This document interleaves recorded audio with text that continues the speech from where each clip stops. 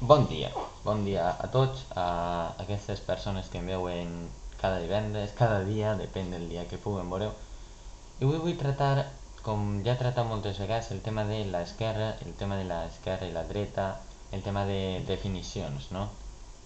Jo com a persona sempre m'he definit com una persona d'esquerres, però el tema dels partits, de, de la rama està a la dreta, que està en el PSOE, UPyD i el PP i alguns altres, i després està l'esquerra, Esquerra Unida, tal, ja me se manté. Però el que volia remarcar avui són el tipus d'esquerra que hi ha.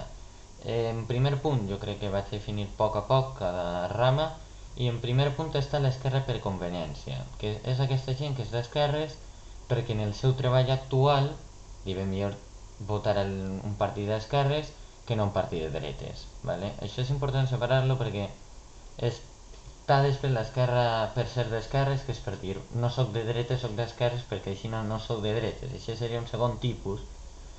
Quina diferència n'hi ha? Que l'esquerra per conveniència és la que una persona en té perquè el seu treball li afavoreix ser d'esquerres. Per exemple, un professor de l'escola pública li beneficiarà ser d'esquerres, ¿vale? Això no vol dir que siga només del tipus 1, sinó pot ser també d'un tipus 4, un tipus 3, ja ho anomenarem després, val? I el que diferencia d'esquerra per ser d'esquerres és que és una persona que és d'esquerres per no ser de dretes, que acudirà a manifestacions, que farà actes, però que serà d'esquerres perquè sí. Perquè diu, tu què eres, d'esquerres o de dretes? Hòstia, si dic de dretes, mare meua, doncs vaig dir que soc d'esquerres i ja està, val? I la gent és la que jo opine que normalment acaba votant el PSOE, no sé, ja cadascú que vota el que vulgui. Després està el de, per cert, l'esquerra per conveniència. L'esquerra per conveniència, personalment, la meva opinió sobre aquesta és la gent que no acudeix gairebé a manifestacions, no acudeix a quasi actes, que és una gent que va, vota i ja està, i això és el seu deber com a ciutadà. I després està l'esquerra per ser d'esquerres, que aquesta gent hi ha vegades que sí que acudirà a manifestacions, opine jo com a persona que és la gent que a vegades en surt alguna manifestació, però no sé, no acudís tant com ser d'extrema esquerra. Bé, així endinsem-nos en la de l'esquerra extrema, que és personalment a la qual jo crec que estic somés, ¿vale? Les meves opinions són d'esquerres, algunes no. Hi ha que dir que una persona és d'esquerres i pot tindre una opinió que tal volta sigui de dretes. Che, ojo, que solem tindre eixa mentalitat de quan una cosa és d'esquerres, una cosa és de dretes, si tu opines tal, eres de dretes, si tu opines tal, eres d'esquerres.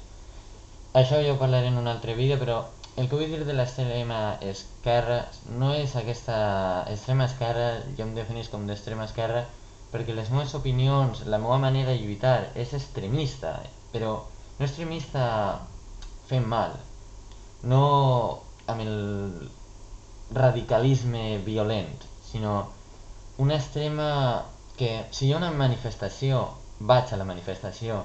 Si tinc una cosa que fer i una manifestació, acudisc abans a la manifestació. Si tinc un dia normal, preferís organitzar algun moviment social per a que hi hagi un canvi, no quedar-me quiet a casa. Això em definís com a extrema esquerra. No està l'esquerra per ser d'esquerres, que és el que he dit abans, que seria la que vas de normal a manifestacions i ja està, eres d'esquerres i eres d'esquerres, ja està, vas a anar a manifestacions, tal, però el dia a dia el vius amb una certa normalitat. L'esquerra extrema, per la seva banda, vius la vida normal, perquè hi ha que viure la normal, però sols tindre sempre aquest pensament, aquest extrem d'arribar a pensar certes opinions, val?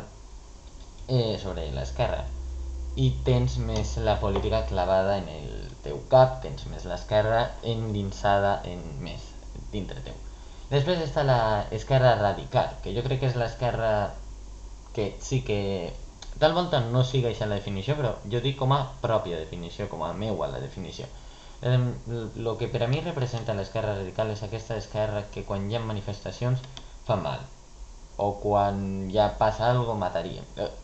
Reconec que la violència no és un acte que a mi em pareix propi, i em pareix adequat, no? Com a opinió pròpia, la violència mai hauria d'estar aplicada en certs moments, però sí que és de veres que hi ha algunes persones que algun tiret no vindria mal, algunes persones que altres un tir no vindria mal, però bé, no vaig a clavar-me en temes d'aquestos, perquè bé, no vull clavar-me en líos, encara que el meu canal en prous líos és clavar ja.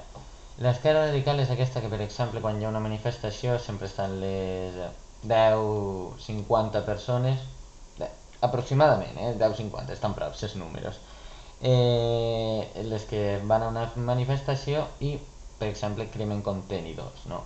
Això és un problema, personalment, que opino jo, a lo que és l'esquerra. Sí que és vegades que hi ha que posar-se a vegades en un punt radical, com per exemple els que fan els miners allà al nord, perquè és bona idea, reivindicar-se està bé, fer-ho d'una manera radical i a vegades que està bé, però radicalment radical crec que no és correcte, perquè una cosa que es defineix de l'esquerra normalment és que són persones amb més ment.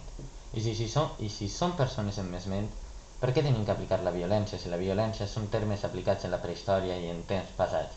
Perquè nosaltres mentalment estem definits com a persones més intel·ligents. I si realment són persones més intel·ligents, no deurien d'aplicar la violència. I això és la meva opinió.